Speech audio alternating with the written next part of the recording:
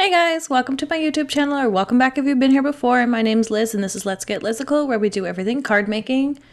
Today I'm showing you my make for Inky and Scrappy's challenge for Get Creeping on Halloween. At the end of every month, Jaime over at Inky and Scrappy does this Halloween challenge where you post a Halloween card. And I know it's a little early, but I'm going to be doing it anyway. As usual, I will be doing it probably from January to October, and then after that I switch to full-on Christmas mode.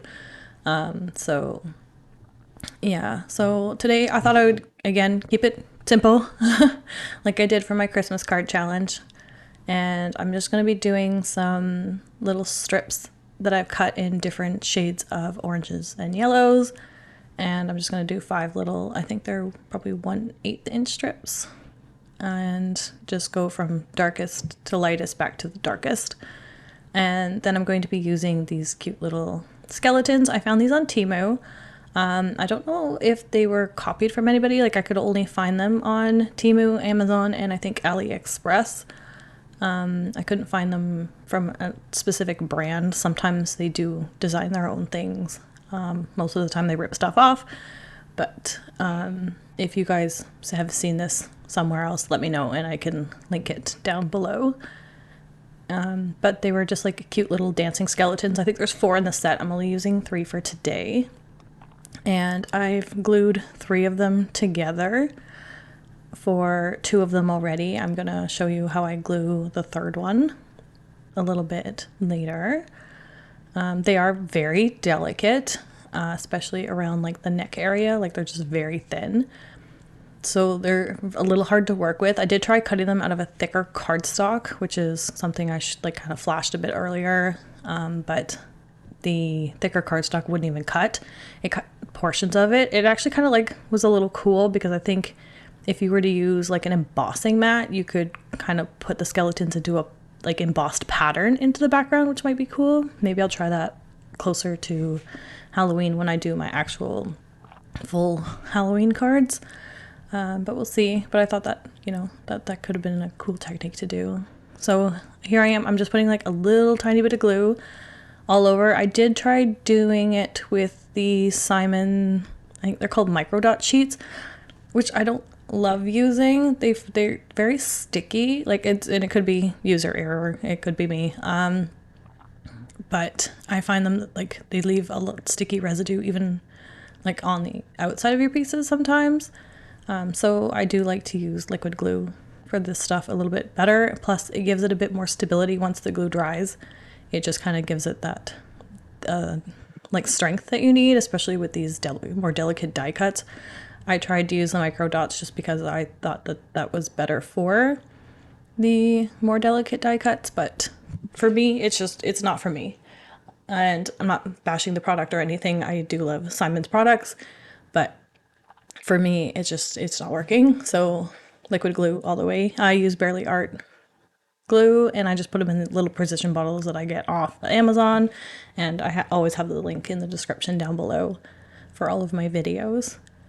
I'm also using the Fantastic Friends stamp set from Lawn Fawn just for the sentiment, because I don't have a lot of Halloween sentiments, especially ones that are in stock. I try to, as much as possible, use things that are available now that you can purchase, just so that you can also make something similar. But, you know, sometimes you just got to dig into your stash and see what you have, and you don't want to directly copy somebody's card anyway. So it's just best to like use what you have that's close, or even it could be totally different if you want. But for me, like, this is just something I wanted to use, and I'm coloring in the letters just to give it a little bit more. So I'm using colors that are similar to the cardstock colors that I used. And I just pulled out my marker like swatch cards that I have here. I might have to redo them. The alcohol markers are not archival, so they don't last forever. They do fade over time. So I think it's good to redo your alcohol marker swatches every once in a while, just so that you have the most accurate color. Because I find that, like, you can see in the top left corner there's like a bright, like light pink on the right second row down. When I color that now, it's pretty bright, but like I did these swatch cards over a year ago, so It's a little bit more dull. So I'm going to come up with a new template for this, and eventually when I get a website up and going and I have the time for that, I will probably leave it up there as like a free printout that you guys can also download and use. So once I get that up and going, I will let you know.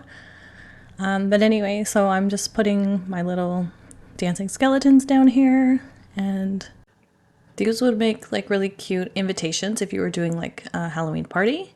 And maybe you do like smaller ones where you just like stack the happy and the Halloween and then do one of the skeletons, because again, these are delicate and I did have to stack them up 3 each. It doesn't take too long to line them up, but it will take you a bit of time, and if you have a bunch to do, then you don't want to be doing too many. But if you're just do one of them and make like smaller like invitation cards, then I think it would be a good idea.